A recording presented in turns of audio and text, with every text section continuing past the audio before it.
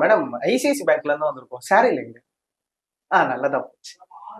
எங்கள பார்த்தா நான் லூசுக்கும் மாத்ததா? ஃபோன் பண்ணா எடுக்க மாட்ற? நீங்க காசு கட்டது அசிங்கமா தெரியல. நான் பேசத்தான் தெரியுதுன்னா நான் மரியாதையா சொல்றேன். இன்னும் 1 மாதத்துக்குள் குறைந்தபட்சம் 30 லட்சம் நீங்கள் செலுத்தாவிட்டால் நாங்கள் கிழித்து விடுவோம். நாங்கள் கூந்தல் பொறுக்கிக் கொண்டிருப்போம் என்று நினைக்காதீர்கள். எங்கள் இடது கையை தூக்கி உங்க முகத்தில் வைப்போம். தேவையா பையா? இது உனக்கு தேவையா பையா என்று நாங்கள் கேட்போம்.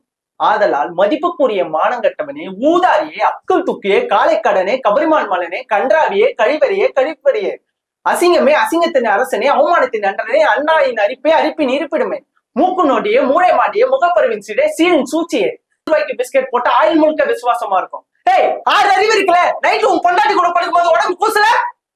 அப்போ எனக்கு போட்டு ஒரு நாள் கழிச்சு நான் எல்லாரையும் மென்ஷன் பண்ணி போட்டேன். அந்த படத்துல யாரு, அதுக்கப்புறம் அந்த கேரக்டர் நேம் அவங்களெல்லாம் மென்ஷன் பண்ணி போட்டோன்னே அவரு அந்த கேரக்டர் பண்ணவர் எனக்கு கீழே மெசேஜ் பண்ணி கமெண்ட் பண்ணியிருந்தாரு.